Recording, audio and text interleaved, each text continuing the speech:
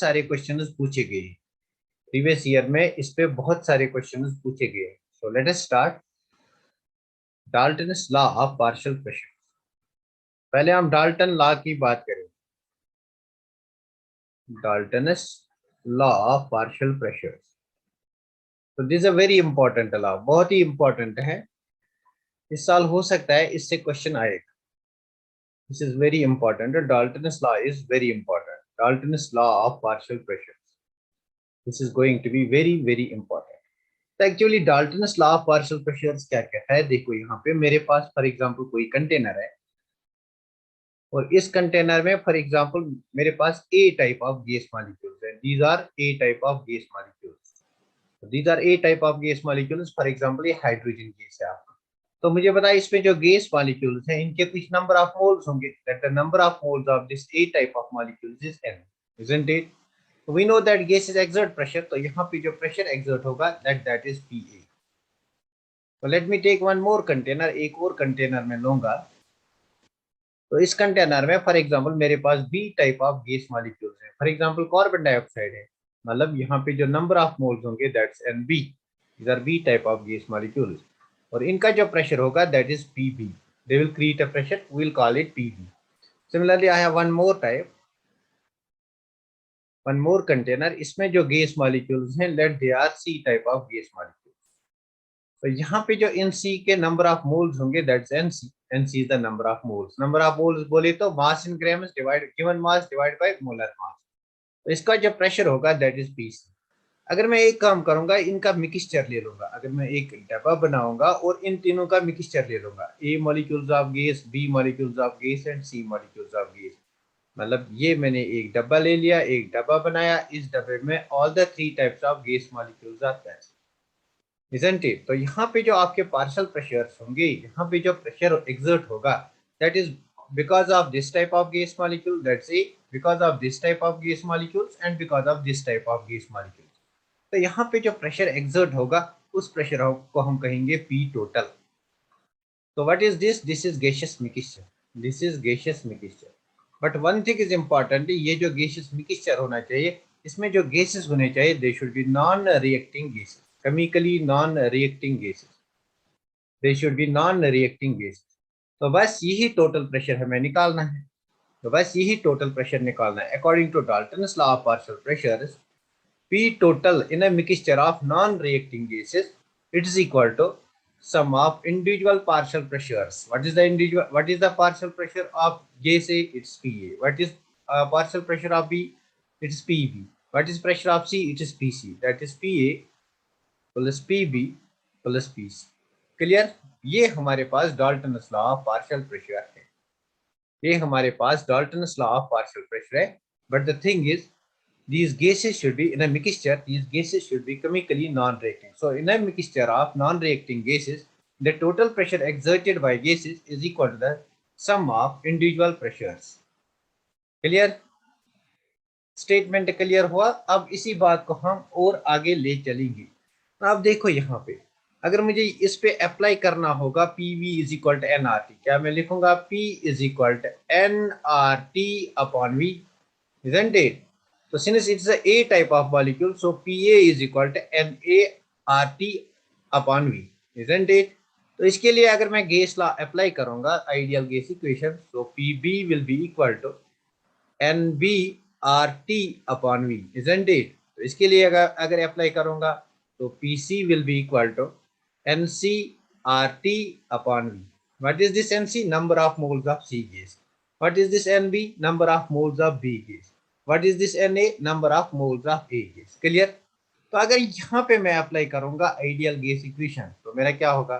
P total is equal to P total is equal to N total, यहाँ पे आपको तीनों नंबर ऑफ मोल्स होंगे, A के भी, B के भी, C के भी, N total into RT upon V, isn't it? N total into RT upon V. Clear? क्या यहाँ तक बात क्लियर हो गई? मैंने हर एक कंटेनर पे अलग अलग अप्लाई किया PV is equal to NRT। यहाँ से मुझे PA आया, PV is equal to NRT, V को यहाँ ले, यहाँ से PB आया, यहाँ से PC आ गया, isn't it? This is the partial pressure, this is the pressure of A, this is the pressure of B and this is the pressure of C.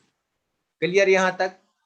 ना देखो, अब मेरे पास दो टाइप ऑफ इक्वेशंस हैं इसके लिए। P A is equal to N A R T upon V, isn't it? और P total is equal to N total into RT upon V.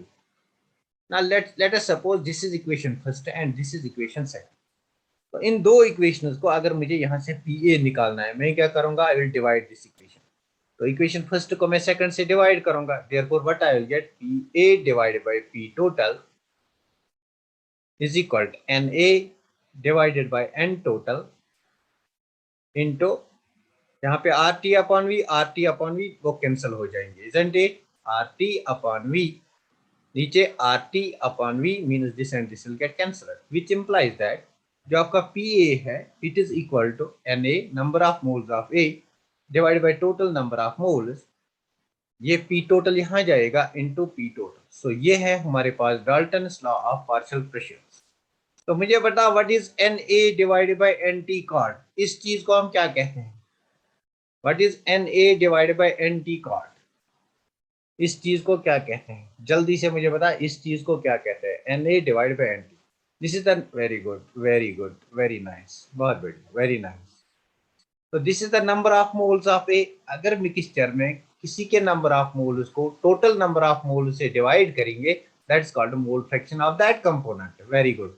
तो यहाँ पे इस टर्म को मोल फ्रैक्शन ऑफ ए कहेंगे। तो यहाँ पे जो हमारा दिस टर्म है इसको कहते हैं chi A, that's mole fraction of A into P total is equal to PA. So this is the generalized form. Similarly, can you determine Dalton's law for B type of gases? In that case, PB will be equal to mole fraction of B into P total. For C type of molecules, PC is equal to mole fraction of C into P total. तो ये equation basically आपको याद रखनी है, ये equation आपको याद रखनी है, या ये इक्वेशन याद रखनी है। तो इस चीज को आप जल्दी से नोट डाउन करो। हम नेक्स्ट पेज पे जाएंगे, इसके बेसिस पे हम थोड़ा सा इसको आगे ले जाएंगे, थोड़ा सा इस इक्वेशन को आगे ले जाएंगे।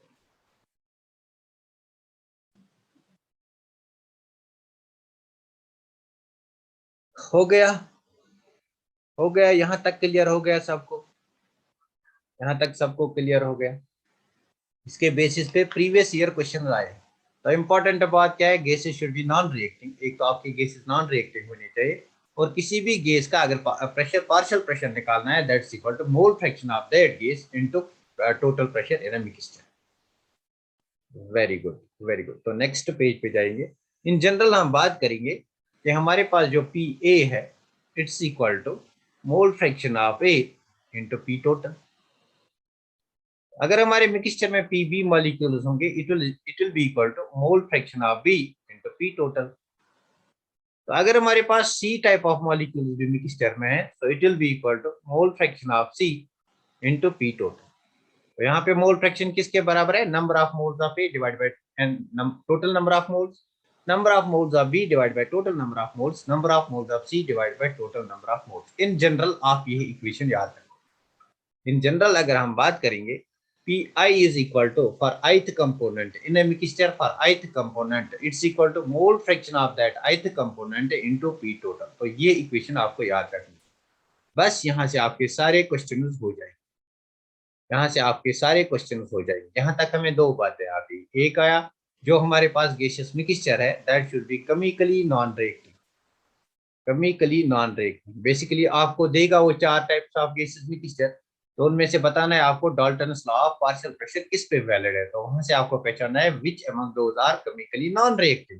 तो केमिकली नॉन रिएक्टिंग गैसेस होने चाहिए, they should be chemically non-reacting, isn't it? Number second, Pi is equal to ith component के लिए it's equal to mole fraction of ith component into P total।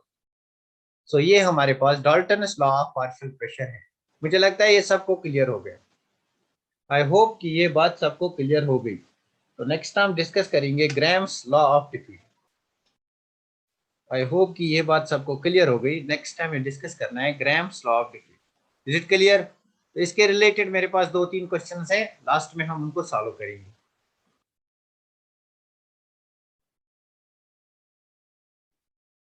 बताओ मुझे, ये क्लियर हो गया सबको? ये इक्वेशन आपको किसी भी सूरत में याद रखनी है। ये इक्वेशन आपको किसी भी सूरत में याद रखनी है. You have to remember this equation, isn't it? Very good, very good. तो नेक्स्ट हम चलते हैं, will discuss Graham's law of diffusion और इफ्यूजन. तो ग्राम लॉ बेसिकली आपकी टेक्स्ट पे नहीं है, बट इसमें से बहुत सारे क्वेश्चन पूछे गए हैं. ग्राम लॉ ऑफ डिफ्यूजन और इफ्यूजन. बेसिकली डिफ्यूजन और इफ्यूजन सेम है, थोड़ी सी डिफरेंस है, वो हम यहाँ पे देखेंगे. Graham's law of diffusion. तो डायरेक्ट मैं लिखूंगा, we know that what is diffusion and what is effusion. तो ये बात हमें एग्जाम में नहीं पूछेंगे. अगर इतना याद रखोगे कि इफ्यूजन में हमारे पास फॉर एग्जांपल जैसे गैसेस मिक्सचर, यहाँ पे इस कंटेनर में गैसेस मिक्सचर है. For example this a balloon, it contains gases mixture. यहाँ पे ये टाइप ऑफ गैसेस मॉलिक्यूल्स हैं और these some I will represent by dot, means it's a mixture of non reactive, it's a mixture of gases. तो यहाँ पे अगर मैं एक थोड़ा सा पिन होल लगाऊंगा, मतलब एक थोड़ा सा छेद करूंगा, एक पिन से यहाँ पे होल बनाऊंगा, तो अगर यहाँ से गैसेस तो पिन होल मतलब अंडर प्रेशर पिन होल अगर ये एस्केप हो गई, देन इट्स कॉल्ड इफ्यूजन. तब जाके इनको इफ्यूजन कहा जाता है. तो अगर यही गैसेस डायरेक्टली आपके एटमॉस्फेरिक गैसेस मिक्सचर के साथ मिक्स हो गई, then it is called diffusion. Pin hole में ना होके मिक्सचर मतलब मिक्स डायरेक्टली हो गए, होमोजीनियस मिक्सचर बनाएंगे, then it's called diffusion. Otherwise अगर ये स्मॉल पिन होल से जाएंगे, देन इट्स कॉल्ड डिफ्यूजन. ये हमें काम की बात नहीं है, तो इसको हम छोड़ सकते हैं. हम डायरेक्टली लिखेंगे ग्राम्स लॉ ऑफ डिफ्यूजन. क्या हमें एक्सप्लेन करता है, कौन सी इक्वेशंस बनती है, कहाँ से क्वेश्चंस बनते हैं, इजंट इट? तो एक्चुअली जितने गैस मॉलिक्यूल्स यहाँ से डिफ्यूज हो जाएंगे with respect to time, that's called a rate of diffusion. तो यहाँ पे हमें आता है रेट. जब भी हम रेट की बात करते हैं, कहीं भी रेट वर्ड आएगा, मतलब it is divide by time. Rate of diffusion means कितने गैस मॉलिक्यूल्स डिफ्यूज हो गए विद रेस्पेक्ट टू टाइम, तो इसको कहते हैं rate of diffusion, isn't it? So according to Graham's law, this rate of diffusion, let me write it, rate according to this law, rate of diffusion, or you can say effusion, is inversely proportional to density of a gas, square root of density of a gas. So this is the relation of Graham's law of diffusion. यहाँ से हम बहुत सारे equations बनाएंगे.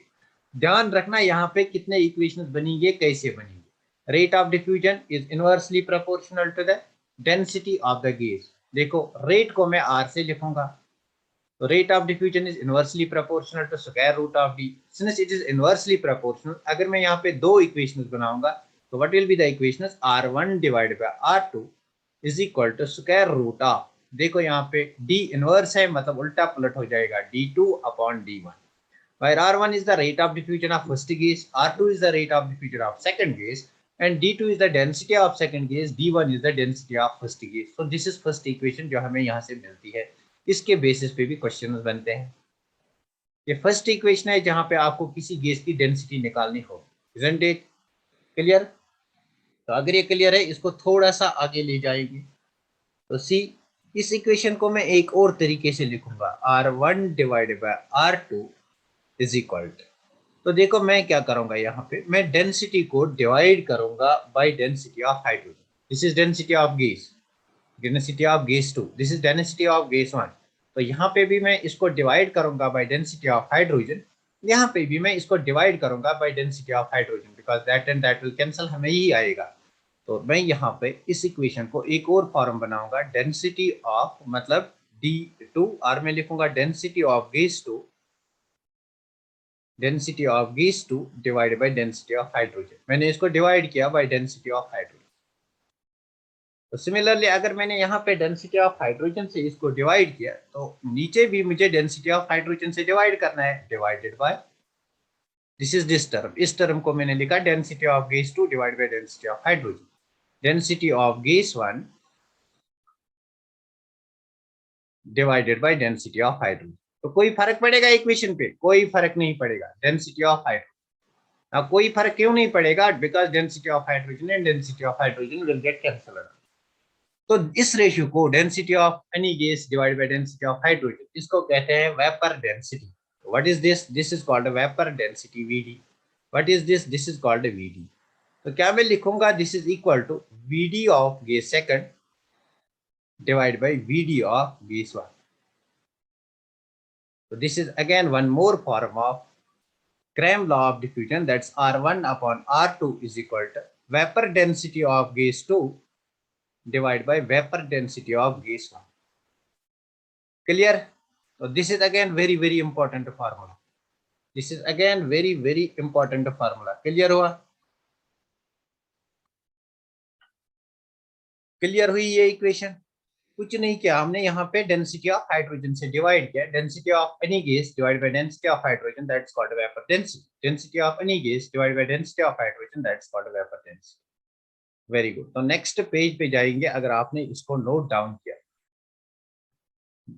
Very good, इसको note down करो। यहाँ से मैं वेपर डेंसिटी को मोलर मास से रिलेट करूँ, बस मेरा असली काम यही है, because rate of diffusion is inversely proportional to square root of molar mass, that's the Graham's law of diffusion, वो मैं यहाँ से derive करूंगा, because this is equation is important। कभी वेपर डेंसिटी से क्वेश्चन आएगा, that's why you have to remember this। तो remember करने की जरूरत नहीं है, अगर ये आपको याद है यहाँ से आप ये इक्वेशन बना सकते हो, एक दो बार लिखनी है, ये खुद याद रहेगी। नाउ सी, अब तक हमारे पास क्या आया, rate of diffusion of one gas, rate of diffusion of other gas, it is equal to square root of vapour density of second gas divided by vapour density of first gas, isn't it? तो अगर मैं इस equation को यहाँ से multiply by 2 करूंगा, यहाँ से मल्टीप्लाई बाय 2 करूंगा, तो this is an equation, 2 into vapor density, it's called molar mass, isn't it? So this will come out to be root of molar mass of second gas divided by molar mass of first gas। तो यहाँ से हमें एक और form आएगा, that is R1 by R2 is equal to under root of M2 divided by M, isn't it? So this is actually Graham's law of diffusion, rate of diffusion is inversely proportional to molar mass। देखो कहाँ से relation आ गई, clear हुआ? यहाँ तक clear हुआ? अब इसके बेसिस पे हम कुछ केसेस यहाँ पे अराइज करेंगे। Case number first, case number first mean जब हम कंपेयर टाइम को करेंगे, जब हम व्हाट इज टाइम, तो पहले देखेंगे यहाँ पे, देखो यहाँ पे what is rate of diffusion, तो पहले मैं लिखूंगा रेट ऑफ डिफ्यूजन क्या होता है। Actually what is rate of diffusion, ये मेरे पास कोई बैलून था, तो यहाँ पे मैंने इसको एक होल बनाया, यहाँ से गैसेस डिफ्यूज होने स्टार्ट हो गए, तो कितना वॉल्यूम इस गैस का डिफ्यूज हो गया, that's volume of gas diffusion, it's equal to volume of gas diffusion, कितना डिफ्यूज हो गया डिवाइडेड बाय कितने टाइम में हो गया, time taken, divided by time taken for diffusion, isn't it? That is V divided by T, therefore R is equal to V divided by T, isn't it? R is equal to V divided by T। Let us suppose कि same volume diffuse होता है for two gases, तो अगर हम time compare करेंगे, comparing time, तो case number first is comparing time, time को compare करेंगे, comparing time for same volume of two gases, for same volume of two gases, तो दिस इज वेरी इंपॉर्टेंट, इस पे क्वेश्चन आया है, comparing time for same volume of two gases, मतलब मैं क्या लिखूंगा, रेट ऑफ डिफ्यूजन किसके बराबर है, R1 divided by R2, compare अगर करूंगा, R1 किसके बराबर है, volume diffuser divided by time taken, that's V divided by T1। तो मैंने यहाँ पे V1 डिवाइड बाय T1 क्यों नहीं लिखा, बिकॉज फॉर सेम वॉल्यूम मैंने कंडीशन बनाई, फॉर सेम वॉल्यूम, अगर मानो कि वॉल्यूम सेम है, तो यहाँ से V divided by T2, V और V को कैंसिल करो, ये T2 आपका ऊपर आ जाएगा, नीचे आपका T1 आ जाएगा, मतलब ये ऐसे है V1 divided by T1 divided by V2 divided by T2। तो देखो इसको अगर मैं सॉल्व करूंगा, V1 divided by T1 into T2 divided by V2, since V1 and V2 are same, इसको कैंसिल करेंगे बिकॉज यहाँ पे लिखा है for same volume, so therefore this will be equal to T2 by T1। तो यहाँ से एक और इक्वेशन बन के आती है, that is T2 by T1, T2 and T1 are the time taken for the diffusion. तो यहाँ से हमारे पास एक और इक्वेशन बनती है, that's R1 divided by R2 is equal to T2 by T1। बहुत ही इंपॉर्टेंट रिलेशन है, समझ आई ये रिलेशन कैसे बनाई, समझ आई ये रिलेशन कैसे बनाई? तो let us generalize it, R1 divided by R2, very good, R1 divided by R2, generalize करेंगे इसको, R1 divided by R2 is equal to T2 divided by T1 is equal to under root of D2 divided by D1, isn't it? R1 by R2 D2 by D1 के भी बराबर है, is equal under root of M2 by M। तो this is important, ये बात आपको याद रखनी है, एक जनरलाइज्ड इक्वेशन मैंने यहाँ पे बनाई, कि कोई भी दो क्वांटिटीज को लेके आपको क्वेश्चन पूछेगा। तो अभी देखेंगे इस पे क्वेश्चन आए हैं, विल सी। इस चीज को आप नोट डाउन करो, हम केस सेकंड डिस्कस करेंगे। अब हम टाइम को सेम रखेंगे और वॉल्यूम को डिफरेंट मानेंगे। टाइम को सेम रखेंगे, वॉल्यूम को डिफरेंट मानेंगे। Comparing volumes for same time of two gases, isn't it? इसको आप नोट डाउन करो, will discuss the second case. I hope कि आपको ये बात समझ में आती है कि हम इक्वेशंस कैसे बनाते हैं। हो गया ये इक्वेशन इंपॉर्टेंट है, याद रखनी है। हो गया।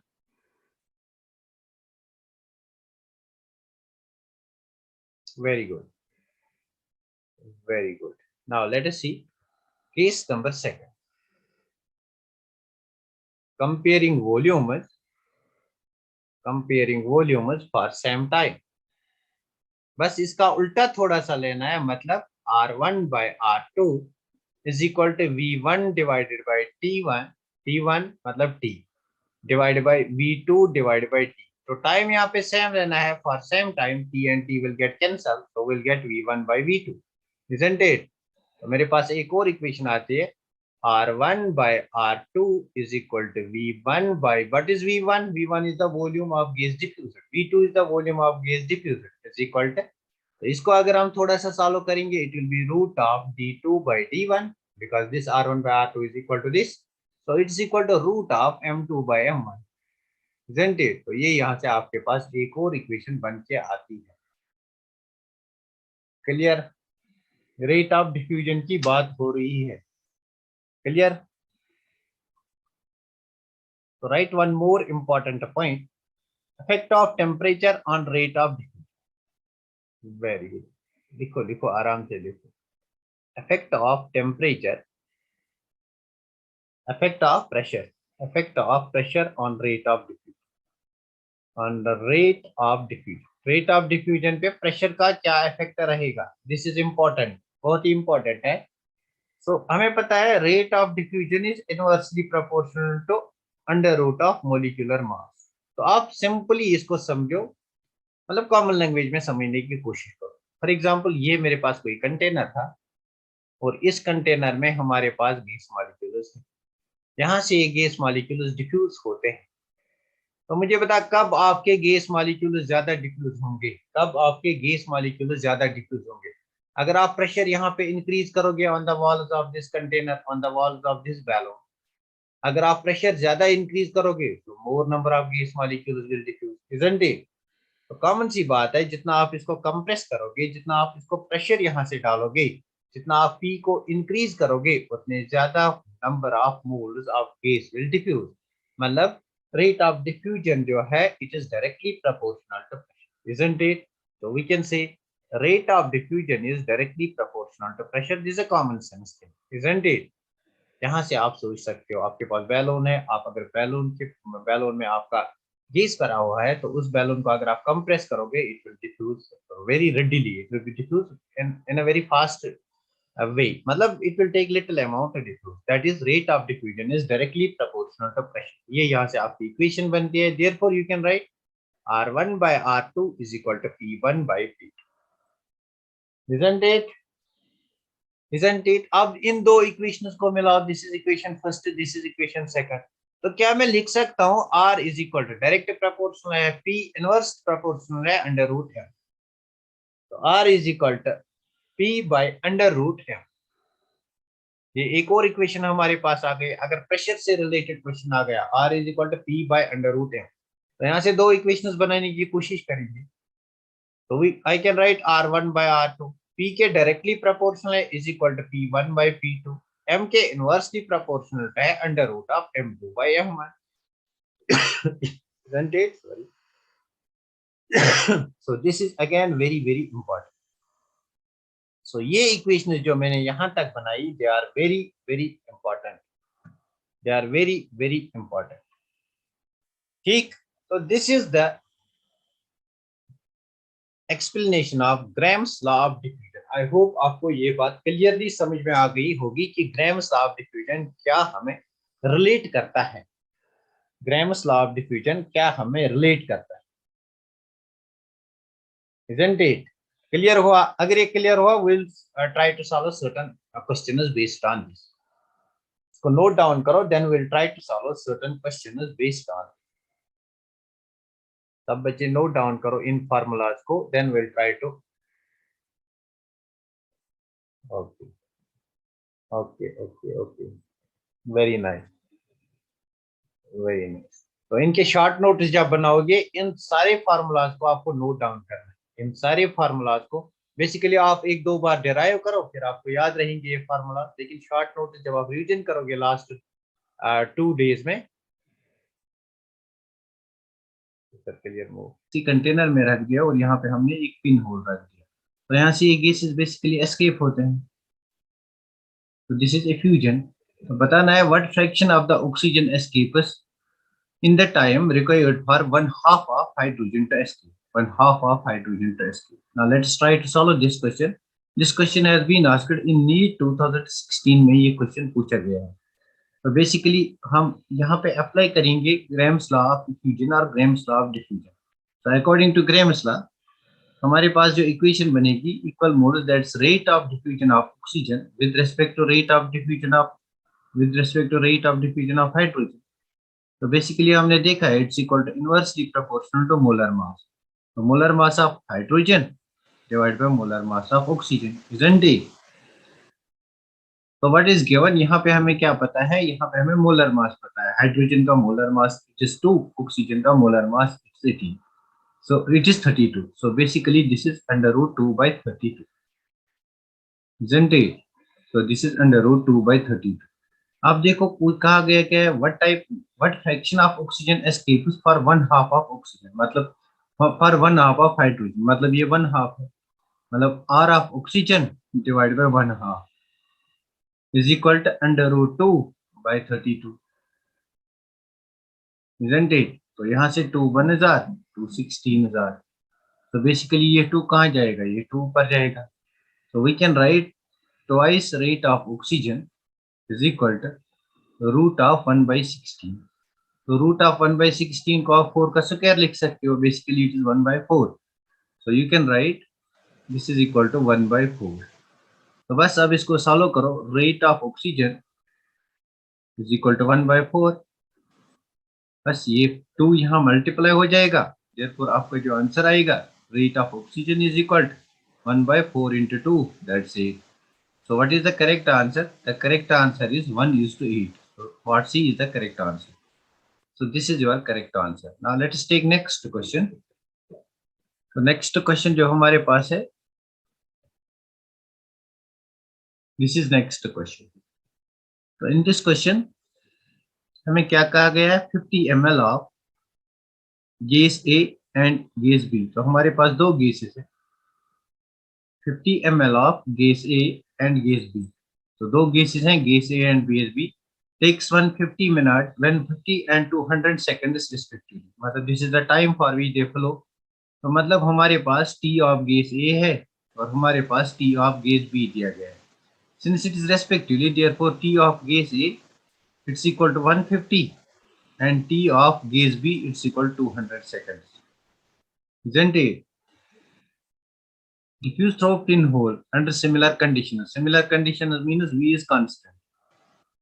V is constant जो मैंने आपको अभी कंडीशन बताई थी, when volume is constant, rate of diffusion for 2 different times, the molar mass of B is 6। तो इसका मोलर मास दिया गया है mb, it is equal to 36। हमें निकालना है मोलर मास ऑफ इट। बस अब इस क्वेश्चन को हम सॉल्व करेंगे using grams law of diffusion. तो ग्राम्स लॉ ऑफ डिफ्यूजन से हम इस क्वेश्चन को सॉल्व करेंगे। हमने ग्राम्स लॉ में देखा था T2 upon T1, rate of diffusion of T2 upon T1 is equal to root of M2 upon M1, isn't it? अगर आप थोड़ा सा भूल गए हो, यहाँ पे आप लिख सकते हो rate of diffusion of one gas divide by rate of diffusion of second gas.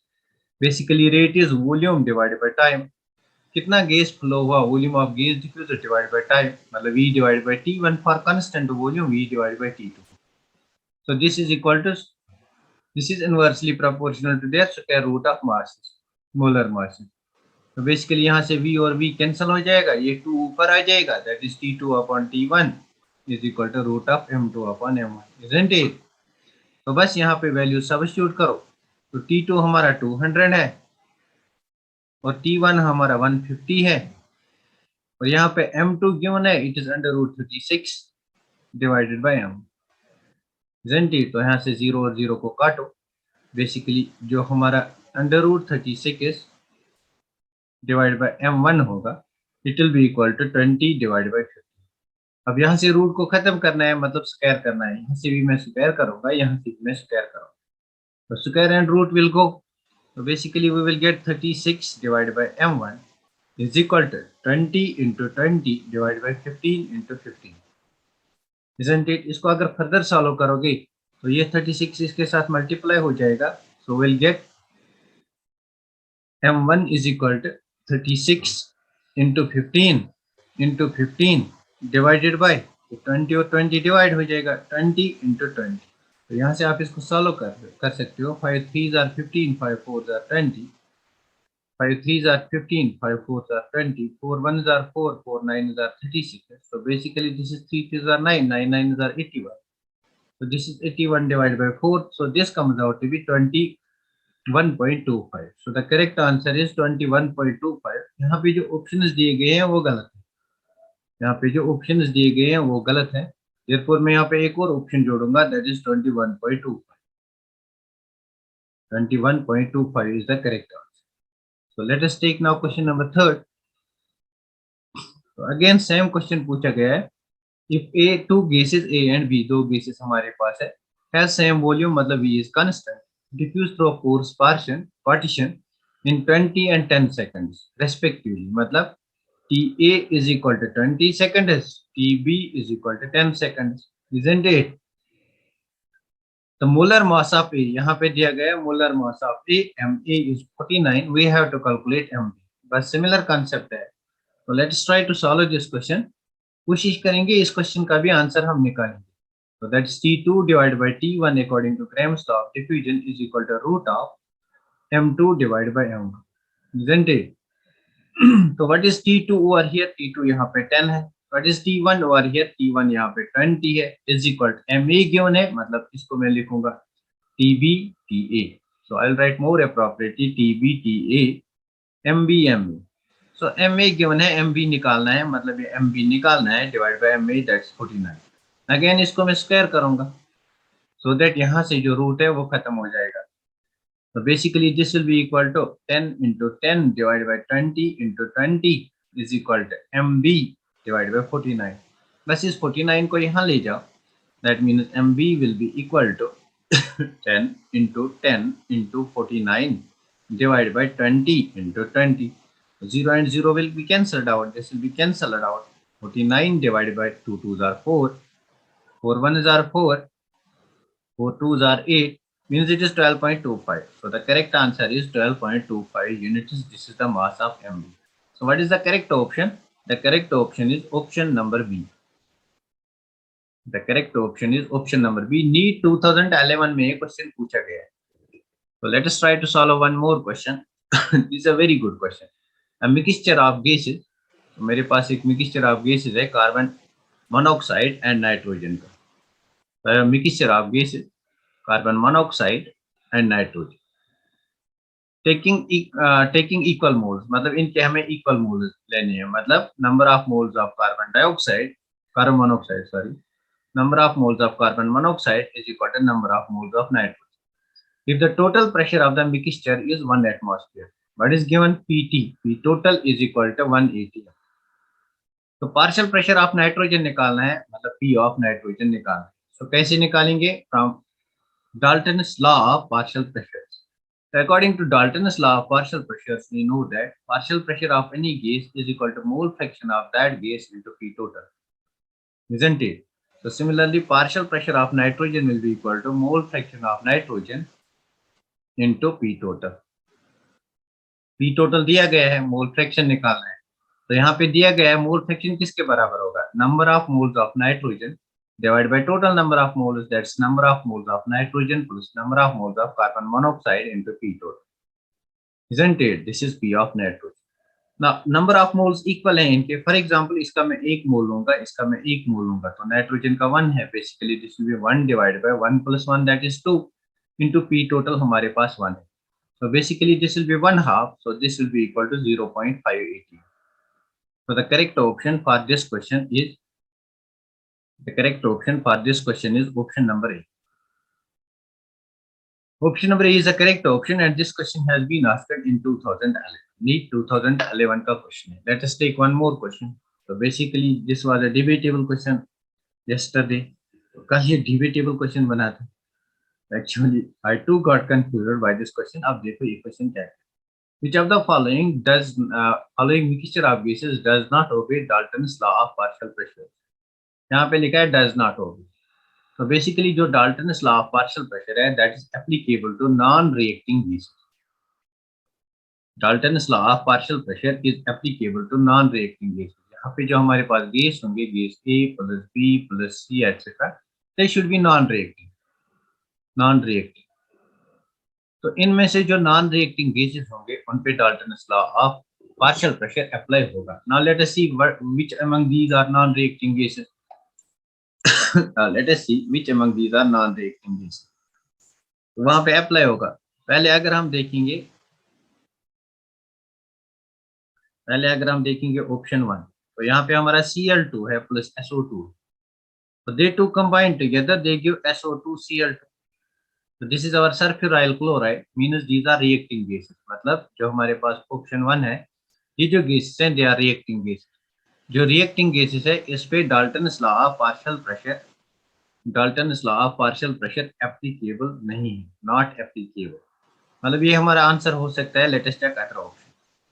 तो हमारे पास कार्बन डाइऑक्साइड और हीलियम है, तो this is non reacting gas. Why? Because यहाँ पे हीलियम है, helium is a noble gas usually react नहीं करते हैं. This is non reacting. अब बात करते हैं नाइट्रोजन एंड ऑक्सीजन की. यूजुअली हम देखते हैं कि nitrogen and oxygen they react together, but under extreme conditions in the atmosphere, since nitrogen contains N triple bond, isn't it? तो अंडर ऑर्डिनरी कंडीशंस नाइट्रोजन का जो N ट्रिपल बॉन्ड होता है it is very hard to break. मतलब यहाँ पे जो bond energy है दैट्स हाई. तो इस बॉन्ड को ब्रेक करने के लिए आपकी बॉन्ड एनर्जी हाई है. सो at high temperature and high pressure only they become reacting. They are reacting only at extreme conditions.